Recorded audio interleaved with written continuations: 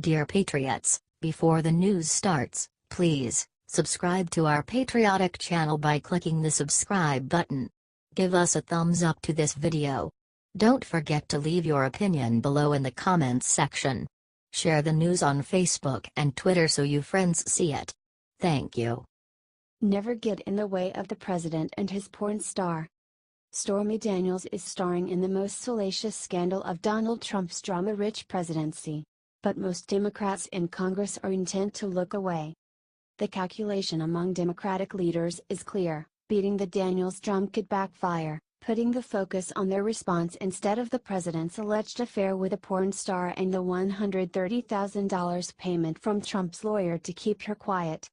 But as Daniels determined not to go quietly, giving an interview to 60 Minutes set to air this weekend and offering to repay the so-called hush money, a few Democrats are breaking from the pack.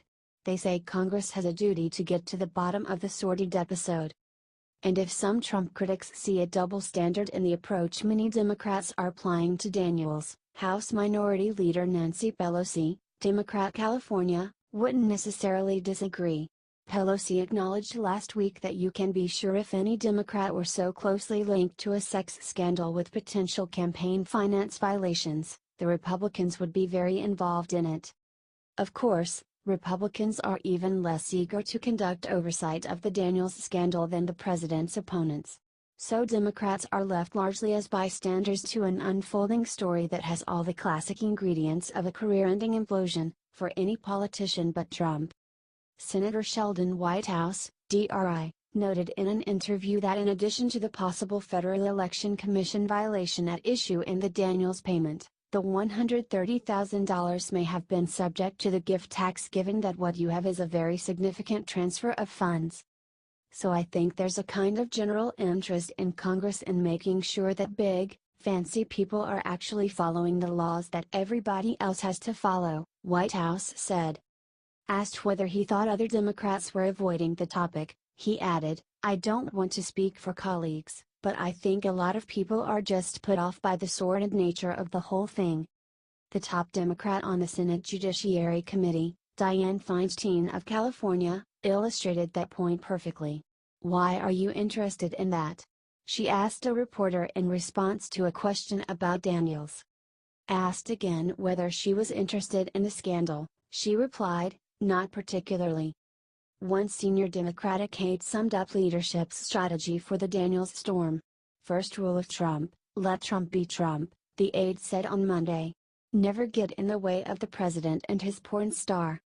Senate Minority Leader Chuck Schumer, DNY, also ducked a question about Daniels last week, telling reporters at a news conference about infrastructure that "we want to stick to that issue."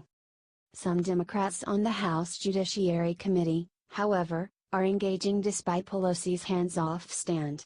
They issued a lengthy letter last week to Trump's lawyers seeking information about the president's potential involvement in paying off Daniels as well as his ties to Karen McDougal, a Playboy playmate who claims to have had an affair with Trump more than a decade ago. Before the election, McDougal received $150,000 from the National Enquirer, whose chairman is a friend of Trump, for the rights to her story, which the magazine ever published. "We can assure you we have no interest in Mr. Trump's personal relationships in and of themselves," the Democrats wrote in the 16-page missive. "However, we believe we have an obligation to inquire regarding such matters to the extent they raise questions relating to possible violations of law." The payment to Daniels opens the door to potential violations of federal campaign finance and income tax laws, legal ethics and other laws, and future efforts to extort or otherwise influence the president, they wrote.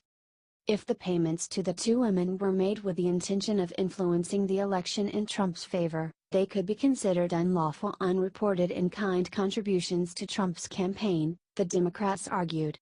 A House Democratic aide, speaking on condition of anonymity, insisted there was no daylight between Democratic leaders and rank-and-file members about how to respond to the Daniels payment. Two senior House Democrats who signed onto the letter, Jerry Nadler of New York, the party's top Judiciary Committee member, and Lois Frankel of Florida, chair of the Democratic Women's Working Group, declined to be interviewed on the matter. Senator Richard Blumenthal, Democrat Connecticut, a member of the Senate Judiciary Panel, said a narrow congressional investigation of the payment, and what the purpose was might be warranted. I think we need to consider whether or not the campaign finance laws cover it, and if not, whether they should, Blumenthal said in an interview Monday. Because quite clearly it seems like it was designed to assist a campaign. But most other Democrats demurred on whether Congress has any role in digging into the Daniels affair, suggesting they're aligned with their leader's move to let Trump and his lawyers dominate news coverage of the controversy. Several referred to the FEC and the legal challenge filed by the actress, whose given name is Stephanie Clifford, seeking to nullify her non-disclosure agreement as the proper forms for the matter to play out. The Daniels dispute is probably going to be sorted out in the courts, Senator Claire McCaskill, Demo, said. We need to have a fully functioning FEC with all of the people in place and doing aggressive enforcement, but I don't really see that there's a place for us right now. Senator Mazie Hirono, Democrat Hawaii, another member of the Judiciary Committee, suggested that lawmakers stay focused primarily on Russian election meddling probes that have gotten thrown off course by partisan wrangling. I think the Robert Mueller investigation is wide-ranging, and who knows if there's some sort of other web that surrounds what happened with Stormy Daniels, Hirono said in an interview. But we're not in a place where we can even investigate the primary thing that we were wanting to investigate.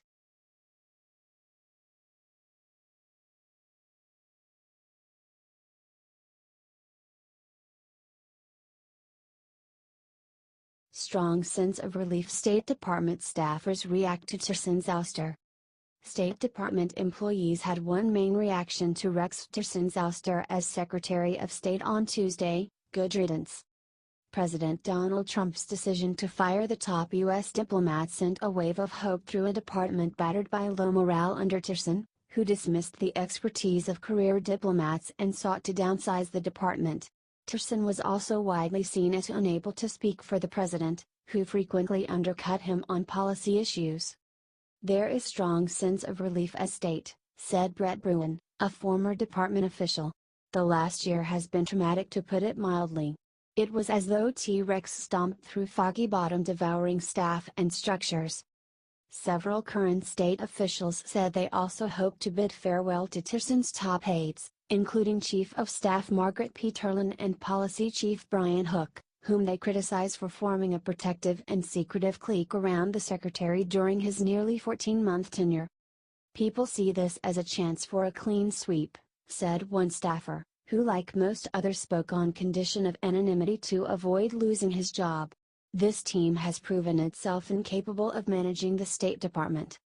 Multiple Foreign and Civil Service officers struck an optimistic note about Tirson's chosen replacement, CIA Director Mike Pompeo. Many hope that Pompeo's close relationship with Trump will mean that the State Department will gain more influence with a president who has often sidelined it. But some sounded more wary, pointing out that Pompeo has a hawkish reputation and little diplomatic experience.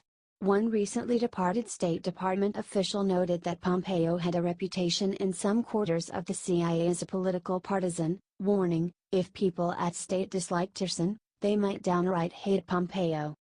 Senate Foreign Relations Committee Chairman Bob Corker said in a statement on Tuesday that Pompeo's confirmation hearing was expected to be held in April. Deputy Secretary of State John Sullivan, a more popular figure than Tirson in the department, is expected to take over as acting secretary in the meantime. In a statement before reporters on Tuesday afternoon, a wary-looking Tirson, whose father died last month and who got little sleep on his just-ended Africa trip, said he would delegate his responsibilities to Sullivan by the end of the day Tuesday. His last official day as secretary will be March 31st, he said, to ensure an orderly and smooth transition. Tirson praised U.S. diplomats as well as U.S. troops and other government staffers. He praised the State Department's efforts to bring pressure on North Korea for its nuclear program, while also warning that Russia was headed on a path to greater isolation. But Tirson did not mention Trump by name nor specifically thank him, and he took no questions. "I'll now return to private life, be a private citizen, proud American, proud to have served my country," Tirson said. He and the Trump have a history of differences that veered into the personal on at least one occasion, with Tillerson reported to have once referred to the president as a moron. When later questioned by reporters, he did not deny making the remark. Despite months of rumors that Tillerson would be fired or simply quit, the announcement on Tuesday took many U.S. diplomats by surprise, and some were uncomfortable about the way Tillerson was treated.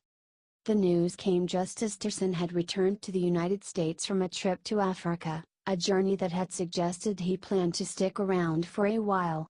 And there were conflicting accounts of when Tillerson learned he would be pushed out. Some reports said he didn't know until he saw a Trump tweet on Tuesday, while others said the president's chief of staff, John Kelly, had warned him on Friday.